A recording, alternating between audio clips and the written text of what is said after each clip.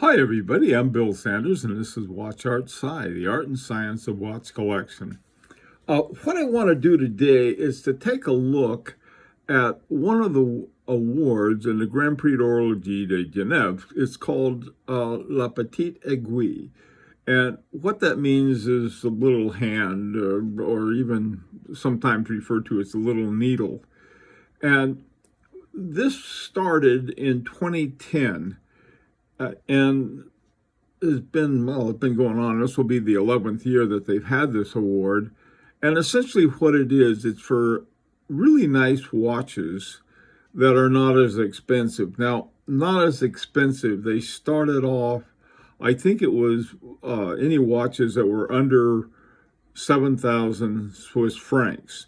Now, a number of years later, they came up with something called the Challenge Award, which were watches that were under 4,000. So what the Petite Aiguille prize is now is for watches that are over 4,000 but under 10,000 Swiss francs. So some of these will, in fact, most of them I think are going to meet either criteria with a couple exceptions.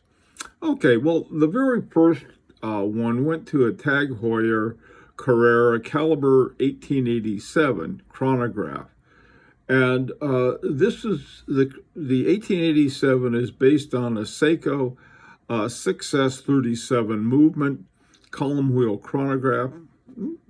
Pretty nice watch.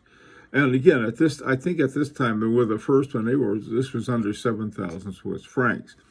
Now in 2011, Mont Blanc had what was called the Star World Time GMT Automatic Caliber MB 4810, which was based on an ETA 7753. Now, the thing about this is a watch I've always liked. I've always come this close to buying one.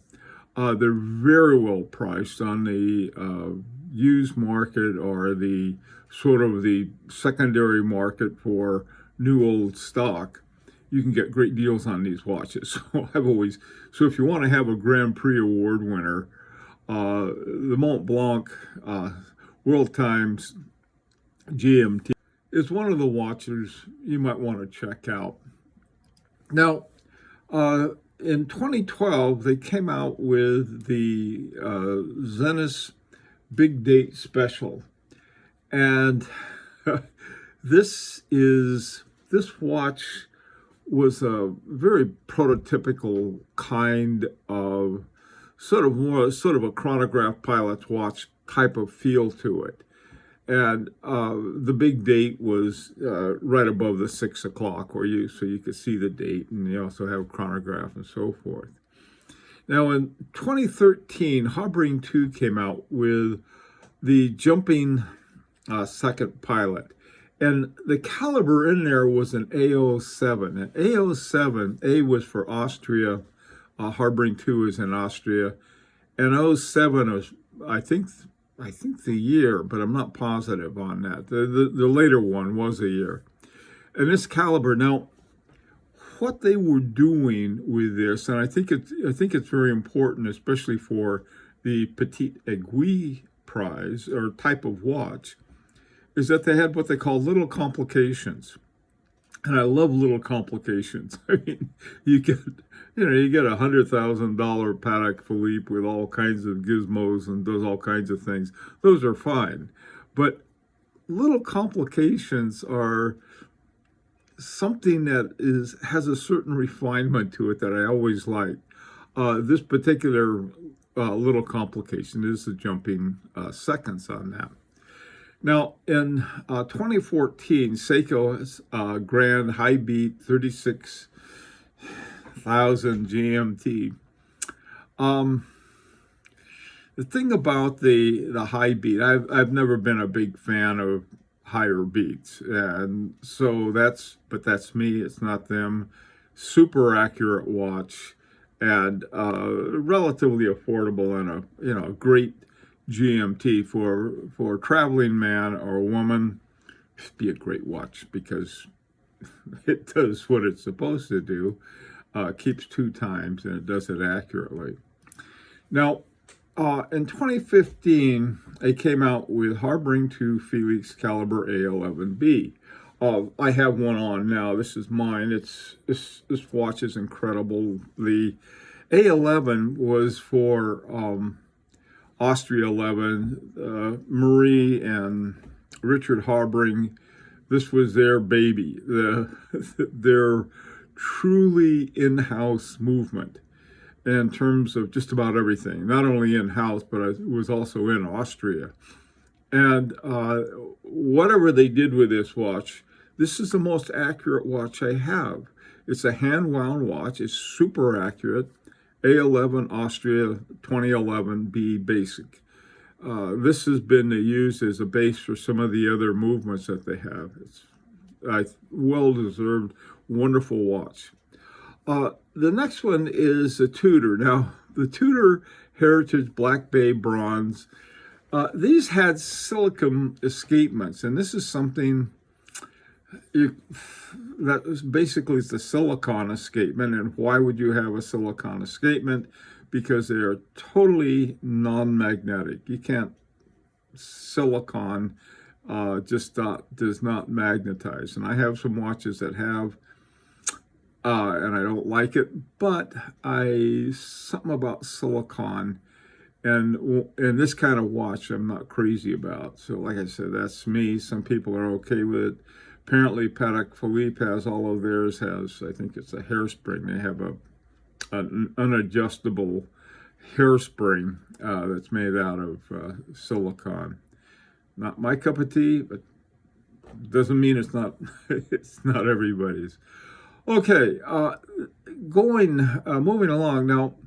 Tudor won again in 2017. Again, a lot of their Black Bay. This is like their target, and this is interesting because this particular Black Bay had a base movement of a Breitling B01. Now, Breitling isn't known for having a base movement, but Breitling and Tudor got together on a couple movements, and they both claim their own name for them. One made the B01 and the other one, I forgot what they called it on Breitling side. MT stands for Movement Tudor, okay, or Manufacturer Tudor, I mean, at 5813. And this is a, if you like chronographs, there you got it. Now, in 2018, Harboring 2 won again. This one was called the Doppel Felix, and again, it has A11 base to it. I think it's called the A11H, but I'm not positive on that one. This is another, the Doppel, and your Doppel is like a rattrapant, and so this is like a really incredible watch. And again, these are all under 10,000. In 2018, I think they were pretty much that. Now, the last couple of years have two very different kinds of watches. In 2019, Kadoki 2, Caliber 1. This is my kind of watch. Love this watch. Apparently, Stefan Kadoki and Richard Harboring did some collaboration. And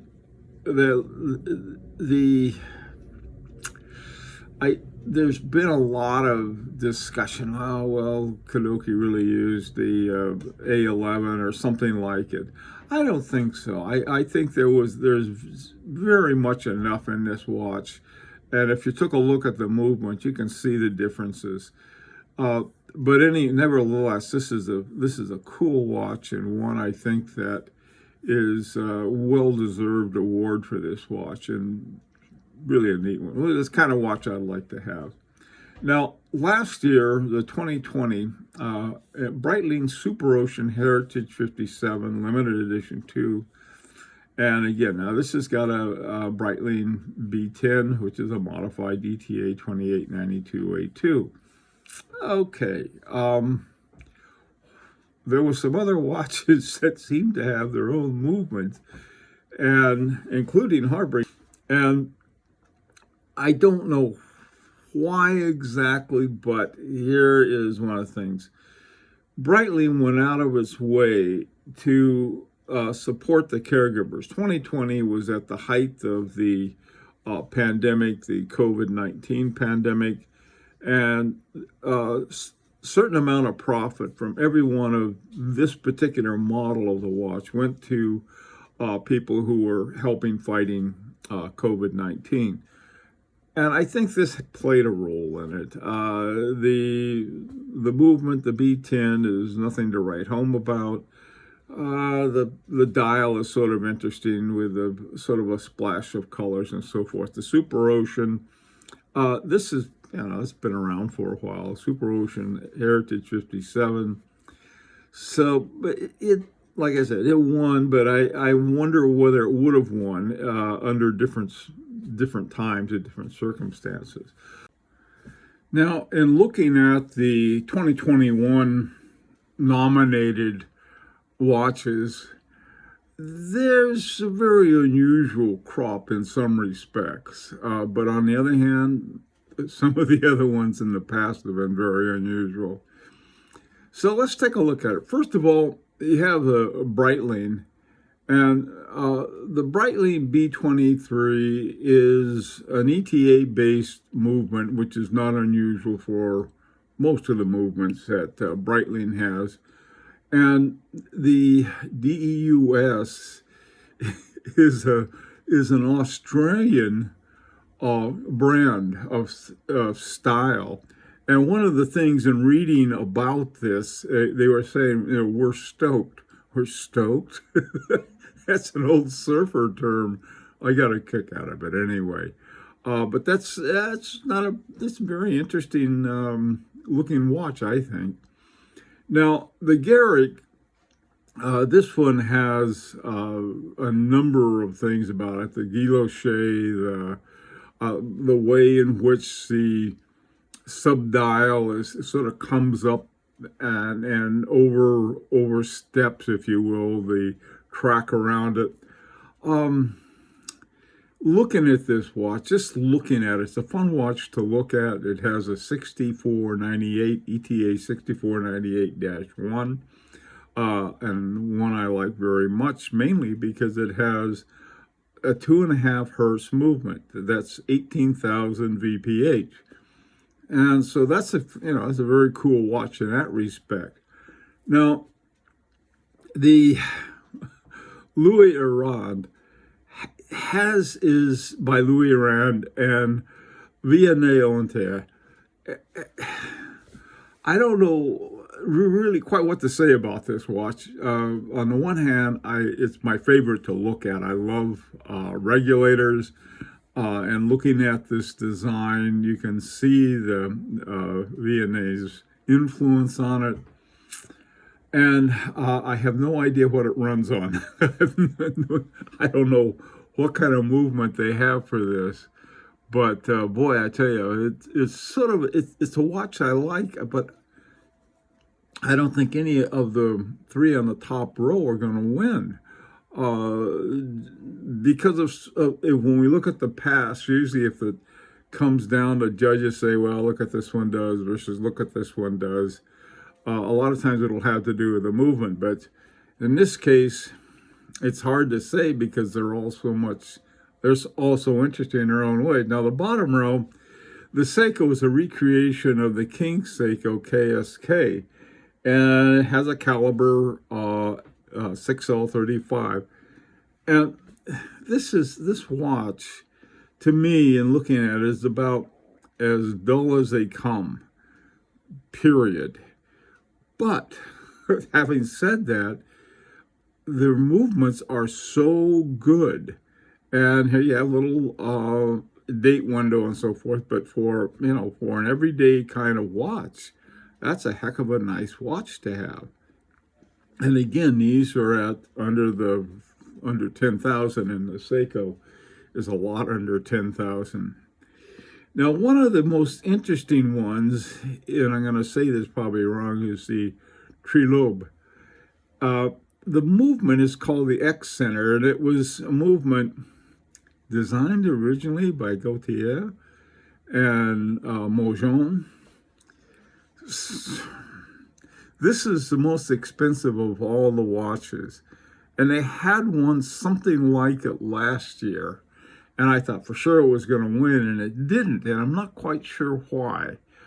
This one I don't actually like as much. I mean, it's a nice. I like this. I'm not much into black dials because it's hard for me to see. But this one looks pretty easy to see. There's good contrast between the numbers and the background, and it is interesting in terms of the way it presents time. I don't know. We'll see. Finally, there's a Tudor MT 5602 1IU, manufactured Tudor, in-house movement, ceramic, black base ceramic. A lot of those black base, they keep winning year after year after year. And I think on the top row, they pop the back, and I'm not going to see too much. That is saying, oh, yeah, these guys really worked on the movement. On the bottom row, I think all three of them are going to. I don't know. This would be a very hard call to make in terms of, oh, this one's going to win over this one. We will see. I'm very interested to see. And as in other Grand Prix, I've been wrong before. Could be the one I like. Now, if I said you can have one of these, I'd take the Louis Aron just because I really like the looks of it. I like, you can see Viennese Ontaro's hand in it. I don't know, rough call on these, but I'd like to hear what you have to say and what you think is going to be the winner here. And if you'd like, you can subscribe. This is an invitation. And until next time, this is Bill Sanders for Watch Art Side, the Art and Science of Watch Collection.